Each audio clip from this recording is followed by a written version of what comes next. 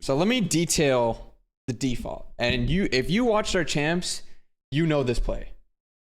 This is a very important way of playing this specific play, because of the information that you're getting. So let me break it down for you guys. So have you guys, let me know in the chat if you've ever watched like NFL or played football when you're growing up, and you know what like a read option is, right? Read option. Let me look it up at Google for you guys.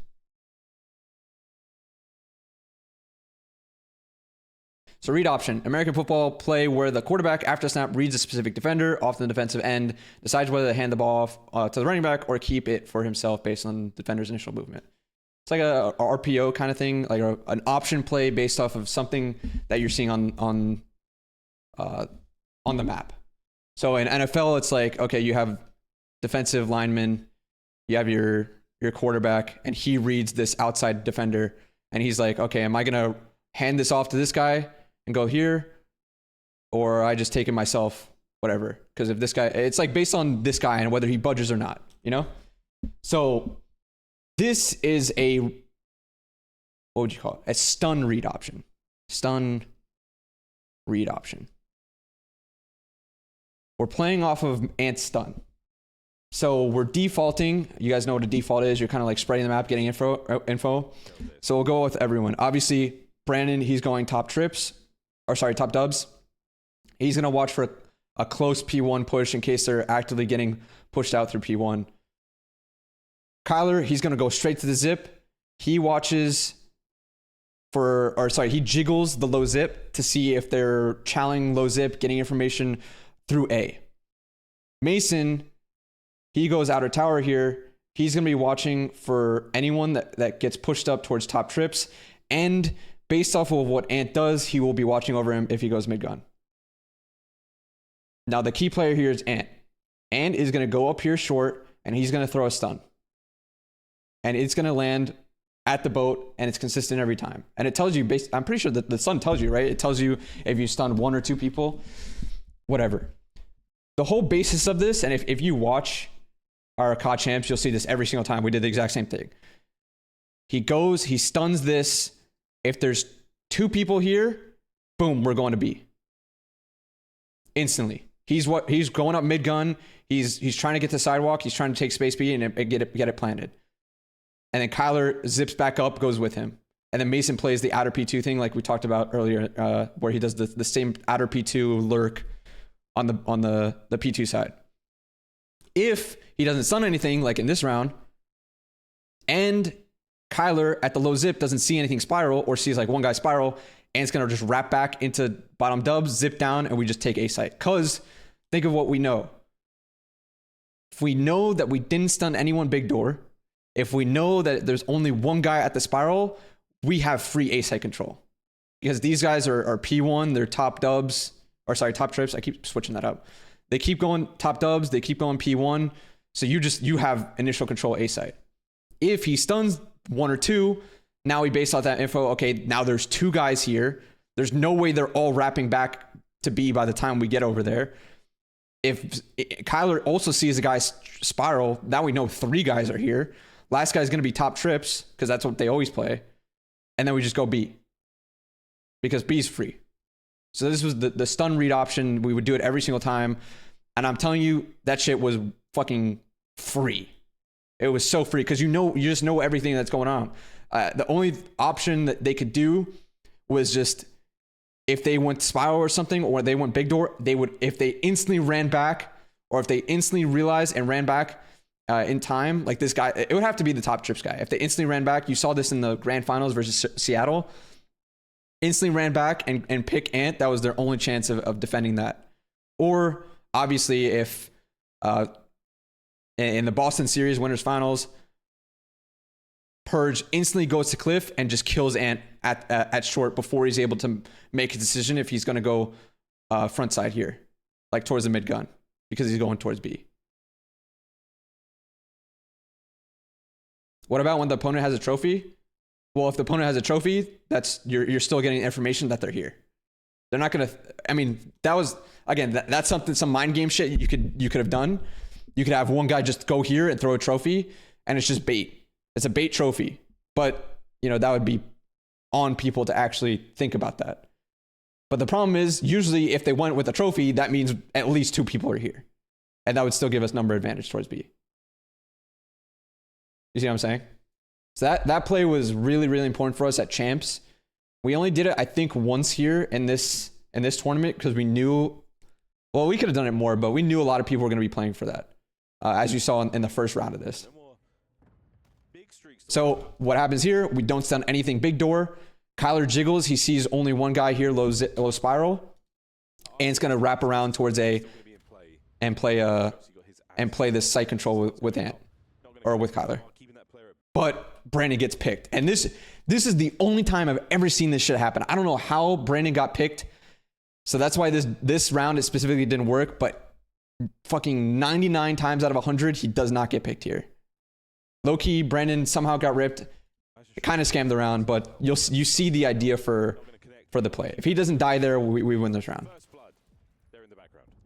Because now Ant, with Brandon dying, wants to make a play to try and salvage this round. Because we just go into A and start planning, we'd have no actual control of everything else around the map because this guy's already died our top dubs, and it's kind of just fucked. So that's why this round kind of got whack. But after this map, I'll show you a Champs example of it.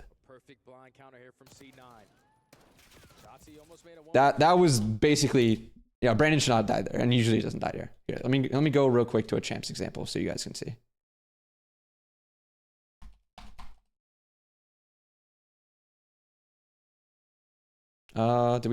We can do it grand finals. I'll just do. I know we did in the phase 1.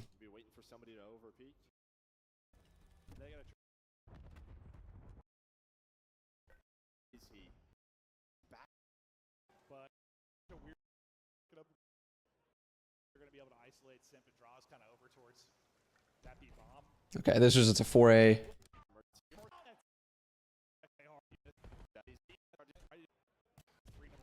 Okay, here it is. Ant stuns, big door, doesn't stun anything, but Kyler sees 3 fucking spiral, so we're like, all right, let's just go B. Or, sorry, this is the one example where we didn't, because not only are you playing off of what they're doing, but you're playing off their tendencies. And this is, we were talking about this, I talked about this on the flycast, but we knew that they would just wrap quick, so that's why we delayed it.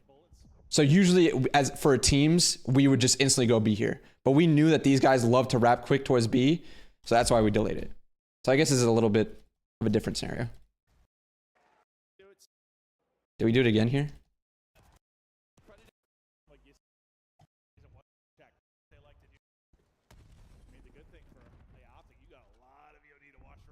Here, this is the same thing.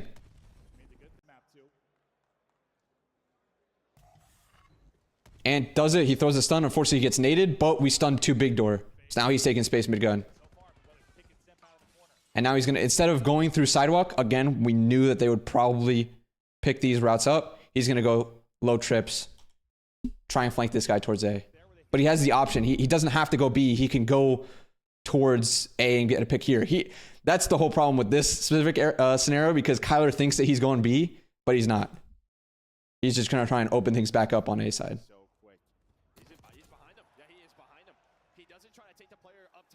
Goes right down low, and while they're planning toward this could be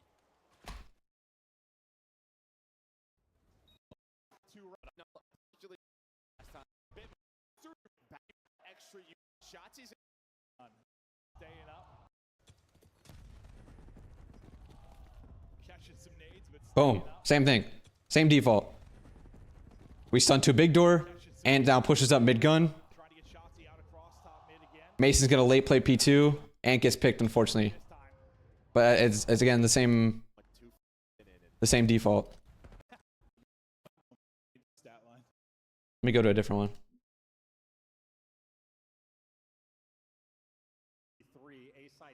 Oh no, we played rewind here. Did we play? Oh, Boston, we did.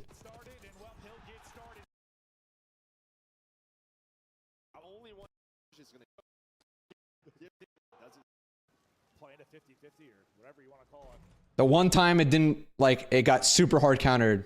Shout out Purge. Rush the fucking cliff and just insta-picked Ant. The problem here is he's gambling that no one's going to go outer P2. So he's just gambling no one's going outer P2. He insta-cancels, or he insta-counters this. Good play by Purge.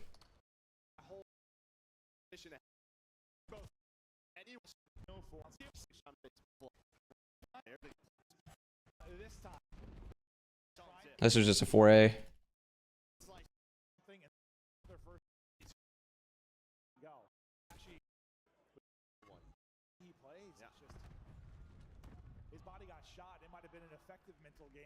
Same thing here. Default, Ant's gonna throw the stun. Stuns nothing, big door. Kyler sees nothing low. Let's just take A. We have A side control easily.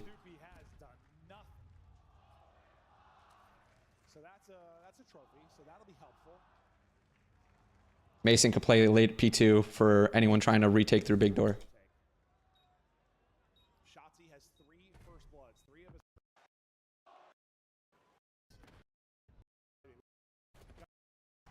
Who does the play call at the start of the round? Ant. Ant mostly. Sometimes it's everyone, but mostly Ant. I think we did also in the grand finals too.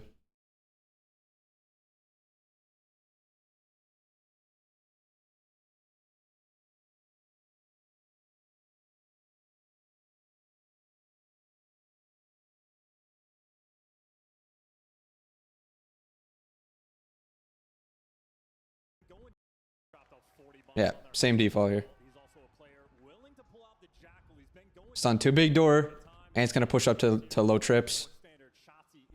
But once again, it's countered because these guys actively rotate back quickly. This is good on Abuza. They normally weren't really quick to this, but in this match they were.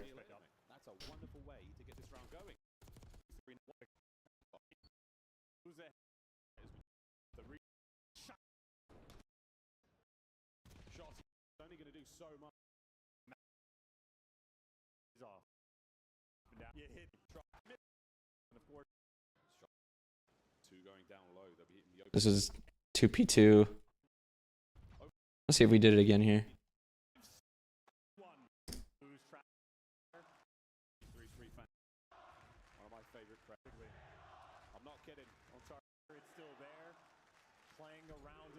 Yeah, same play. Stun no one big door.